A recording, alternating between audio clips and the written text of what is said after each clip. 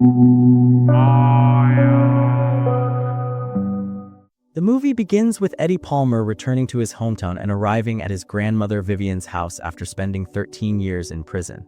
When she saw her grandson on the doorstep, Vivian hugged him. She was genuinely happy that he was finally home. He entered his room where it seemed that nothing had changed over the years. From the window, he saw the neighbor Shelley and her son Sam, and it was clear that Shelley's family was dysfunctional. Vivian told him that if it weren't for the child Sam, she would have kicked Shelley and her boyfriend out of the trailer long ago. While he was eating, his grandmother advised him to find a job and get back to life, because self-pity and sitting without work were worse than anything. The next day, Eddie went out looking for a job, which was also a condition of his parole, but he had great difficulty finding one. In the evening, he got drunk at the bar and met his old friends. They reminisced about the past. Daryl, whose son plays football, mentioned that Eddie's winning touchdown had only been surpassed a few years ago. Cole, the other friend who had become a sheriff, was happy to see him free. Perhaps life would get back on track. Soon after, Shelley came to the bar and began showing interest in Eddie. In the morning, Eddie walked out of Shelley's trailer, shocking Vivian when she saw him. By 10 o'clock, she took him to church and Sam walked with them. In church, the congregation whispered upon seeing Eddie, and Daryl noticed that little Sam behaved in an unconventional way, like girls. After the service, Vivian gave Sam some food. She was kind to him. Meanwhile, Eddie was still struggling with prison routine. In the morning, Vivian gave him a shopping list and a little money. He felt ashamed to take the money from her, especially since he still wasn't working. As he left, he noticed that Shelley had left with her boyfriend. At the store, Eddie asked for a job, but the manager refused. Who would want to hire a man with a criminal record nowadays? When he returned, he found Sam brushing Vivian's hair. His grandmother told him that Sam would be staying with them because his mother had left. Again, Eddie noticed that Sam liked playing with dolls, so he warned him that this wasn't for boys, but Sam didn't believe that. At dinner, Vivian asked him about work, which annoyed Eddie. He became angrier when his grandmother accused him of stealing. That night, after seeing a job advertisement for a janitor position at the bar, he went in the next morning for an interview to apply for a janitor job at the school, but he was rejected because of his criminal record. He tried to persuade Mr. Sipes and Mr. Forbes, the school principal, to give him a chance, explaining that he had not broken a single rule during 13 years in prison, and that if society wouldn't give him a chance now, even to work as a janitor, then what was he supposed to do? When Forbes learned that Eddie had been the best player at the University of Louisiana, he promised to help him. In the evening, little Sam told Vivian that she had been wrong when she accused Eddie of stealing. Soon, Eddie received a call. His job application had been approved. He was now a janitor at the school where Sam also studied. Sam got along well with the girls but was distant from the boys. His teacher, Maggie Hayes, always defended him. Eddie went to church every Sunday with his grandmother. It was sometimes suggested that Vivian contact Child Protective Services and place Sam in an orphanage, but she strongly refused. One morning, Eddie saw Sam watching a fairy princess cartoon and playing with dolls. The child thought Vivian was asleep. But when Eddie entered her room, he found what he feared most. Vivian had passed away. The funeral was held shortly afterward. Vivian was a respected figure among the church congregation and many mourned her. Eddie and Sam suffered a great loss with her death. His employer told him he didn't have to come to work the next day. At home, Sam was sad, going through Vivian's makeup bag. Eddie said nothing and went to the bar. When he came back late, he found Vivian's belongings in their usual places and Sam sleeping peacefully on the couch. Eddie did not want to take on the responsibility of caring for Sam, so in the morning he took him to the police and explained the situation to his friend Cole. Sam's mother had left 2 weeks ago and was not answering calls. Cole said he would contact Child Protective Services and Sam would be placed in an orphanage. Sam grew worried when he saw Eddie leaving. He wasn't panicking, but Eddie felt genuine sympathy for him. In the end, Eddie changed his mind about the orphanage and took Sam, and they returned home together. Now, Eddie had to take care of Sam. It turned out that Sam was quite independent. He got himself ready for school and rode the bus. That day, teacher Maggie came to check on Eddie and Sam's situation. Eddie felt tense. While Sam was watching a fairy princess cartoon, Maggie asked whether he was taking good care of Sam. It also turned out that she didn't know anything about Shelley either. In the end, she gave him her number in case of emergencies. Throughout the evening, Eddie tried to reach Shelley with no success. He didn't want to be a babysitter, but no one else was looking after the boy. Sam never parted with his doll. He asked if his mother would come back, but Eddie didn't have any answer. After wishing him good night, Sam looked through an old photo album with newspaper clippings. Eddie had been a football star, but all of that was in the past. In the morning, Eddie took Sam to school. Sam told him he loved watching fairy princess cartoons more than anything in the world. His mother had even given him a lunchbox with their pictures on it. Later, Lucille, Cole's wife, asked Eddie if he minded Sam playing with her daughter Emily. According to her, Sam considered Eddie his father, so she wanted his permission. Eddie didn't object, but the situation stirred mixed feelings in him. At 5 o'clock, Eddie came to pick up Sam. Lucille invited him inside. He didn't want to, but eventually agreed. He had to take part in a tea party and felt great relief when he could finally leave. He noticed that Sam interacted with Emily rather than the boys. In the evening, Eddie decided to take Sam to a football game and told him how he used to play as well. It turned out that Maggie was there too, and she invited them to go bowling together sometime. When they sat down in the stands, Daryl whispered to Eddie not to get involved with Shelley because she would only bring him trouble. But Eddie wasn't interested in her. All he cared about was her son. The players filled the field, including a new champion who had broken Eddie's record. Meanwhile, Daryl advised him to leave the past behind. Daryl also believed that Eddie had served his sentence unjustly.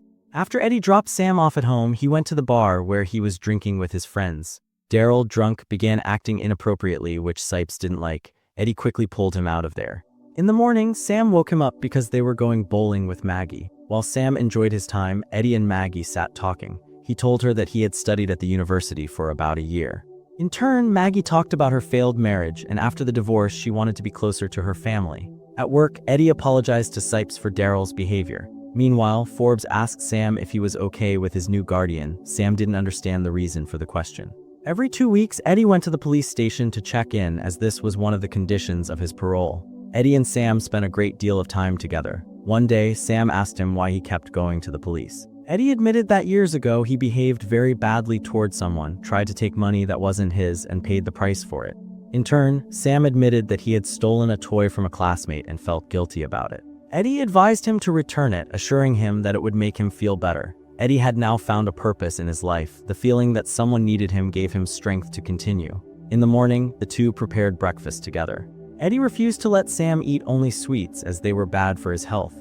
After that, Sam followed Eddie's advice and returned the stolen toy. Soon, Sam's birthday party was held. Maggie and Emily attended.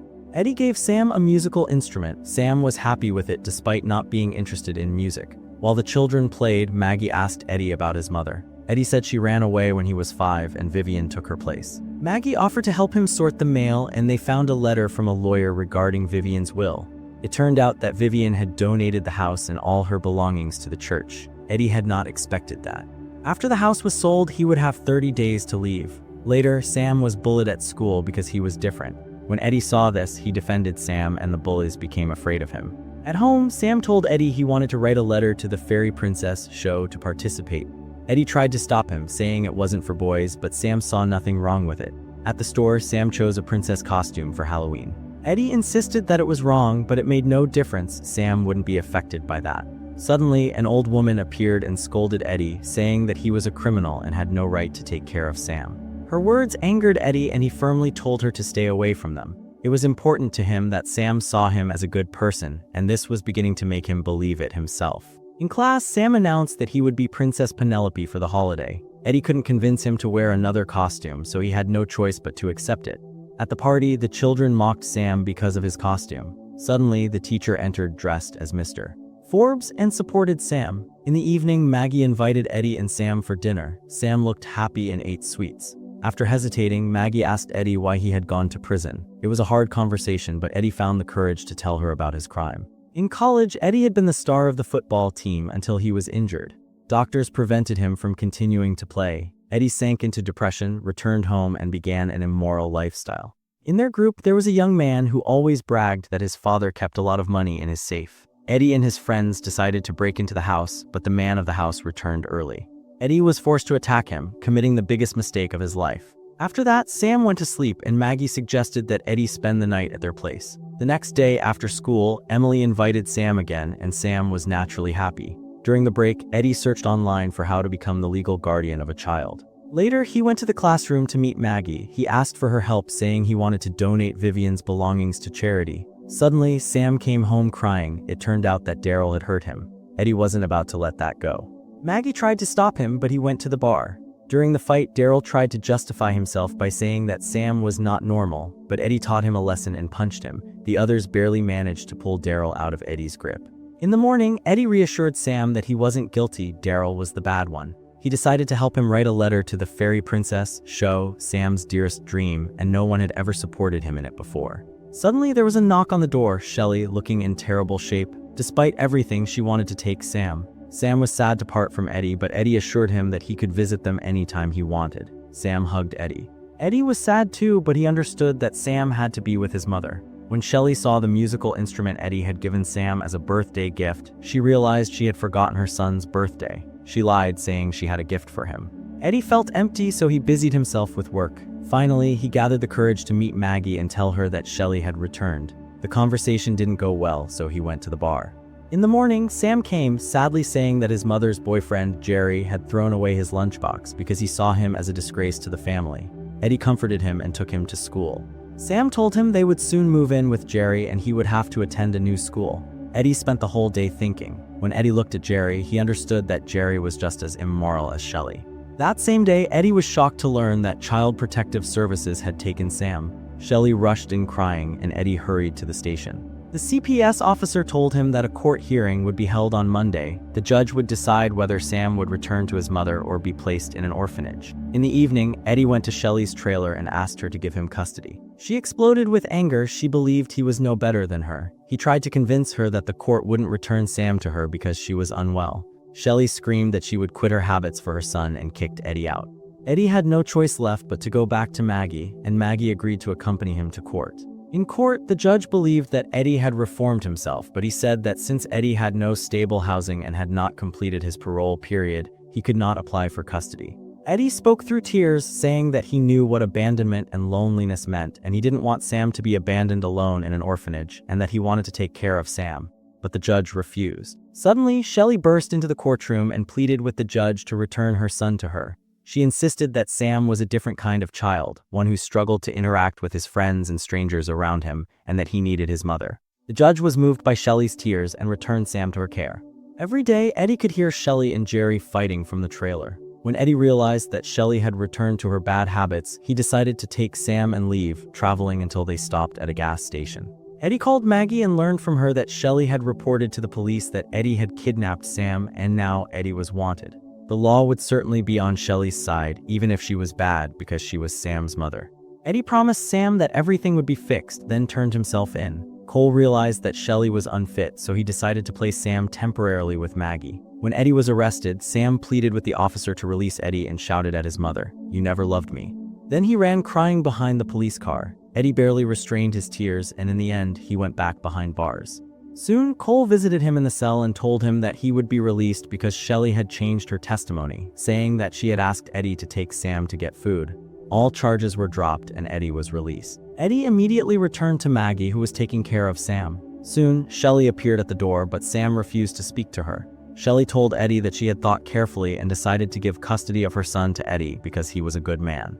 The decision was painful for the mother to leave her child, but she realized it was best for him since she was unable to care for him. She hugged her son one last time before leaving. Finally, Eddie could become Sam's legal father. Things were also going well for him at work. The two began preparing to move out of Vivian's house. In the mailbox, they found a letter from the fairy princess, Sho, addressed to Sam, and he was overjoyed. And that's how the movie ends.